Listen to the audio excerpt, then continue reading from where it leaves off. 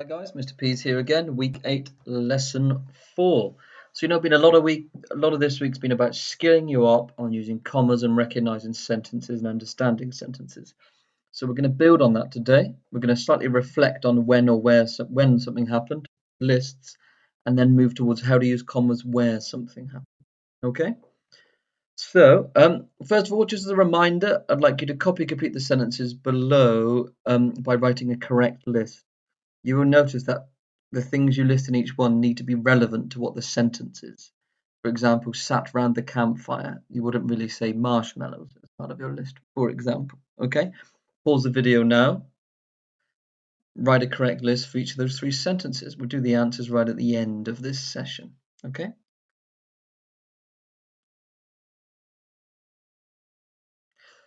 Okay, a reminder. Remember punctuating when it happened. The following rule, which we noted down yesterday, when you start a sentence with when it happened, you put a comma right after when it happened. For example, when James fell off the chair, comma, Amir laughed hysterically. So today we're going to look at a new rule, although we've kind of already covered that. You don't use a comma if when it happened is at the end. For example, Amir laughed hysterically when James fell off his chair. You don't need a comma there because the when it happened occurred at the end of the sentence. So again, really consolidating this knowledge. And we'll do the answers at the end. You see below is there are 4 different sentences. Okay, some of which have the when it happened at the end, some of which have the when it happened at the beginning. What I'd like you to do is rewrite all 4. If in the sentence you read when it happened is at the start, move it to the end in the sentence that you write. If when it happened is at the end, however, move it to the start. Okay?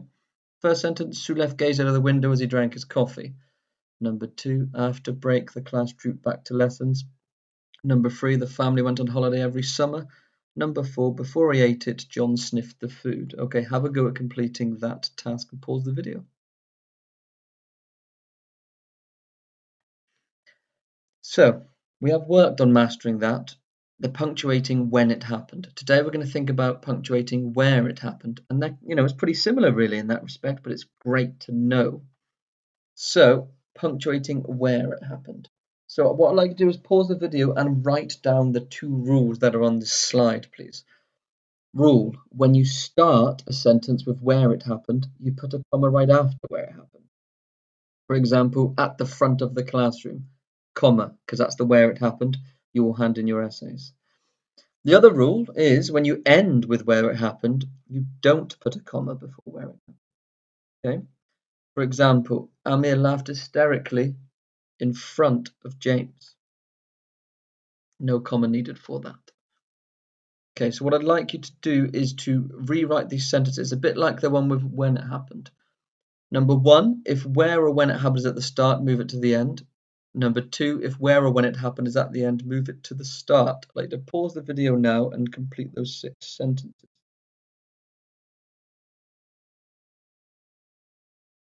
Okay, so think, what do you know about what happened in picture 1 and picture 2? Okay, so picture 1, Bridget approached the frozen lake. She carried ice skates and there was a sign that warned about thin ice. What do we know about what happened in picture 2?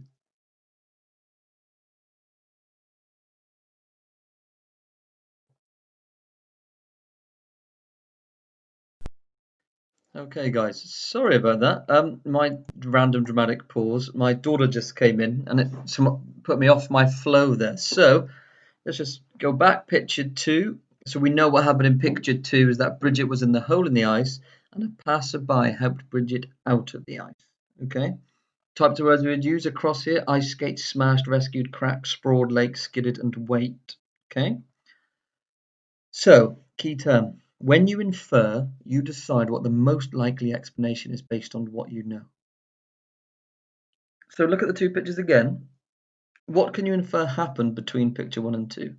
Try and use the vocabulary on the right to help you. My voice broke then. Try and just think it through. You don't have to write anything down for this.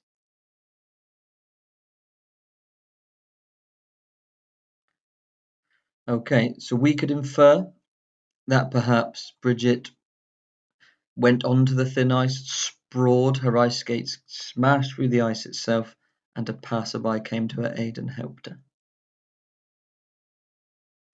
So, okay, in the bottom right here, you have some key things that are quite important to help you. All right, that's the vocab itself. What we'd like you to do is to do a piece of writing, okay, a piece of writing describing what happened across these two pictures. Look at the vocab below: ice skate, smash, sprawled lake, rescued, crack, skidded, and wait. Sprawled is a bit like you're lying across it and it looks uncomfortable and ungainly. Okay. Try and use each of those words in your writing to say what happened in the image. Tick off the words as and when you use them. You can just tick them off on your piece of writing itself. You also need to make sure you've included all of the mastery checks in your writing. And it's mastery check 1, 2, and 3. You've used a list and punctuated it correctly. You have said when or where it happened and punctuated that correctly. And you've used speech and punctuated it correctly. Okay. You should use the pictures in each box to help you plan/write your story. Okay, have up to about 30 minutes depending on how much time you spent on this lesson so far. Pause the video and have a go. Remember, use all the vocab and complete the 3 mastery checks.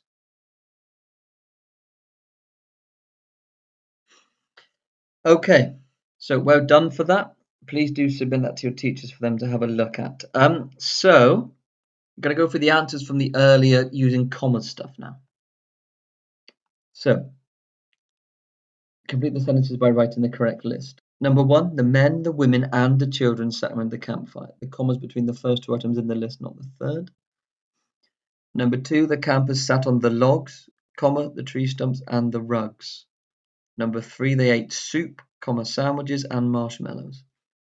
Those are the correct answers. Okay, any deviation from that, unless it's just rearranging the list, is incorrect. Because you couldn't have, for example, the tree stumps sat around the campfire. Purely a bit of personification and it wouldn't work.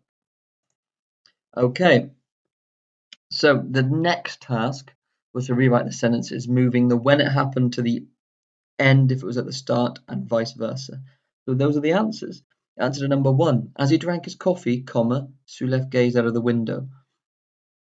Number 2. The class trooped back to lessons after break. Number 3. Every summer the family went on holiday with a comma after summer. Number 4. John sniffed the food before he ate it.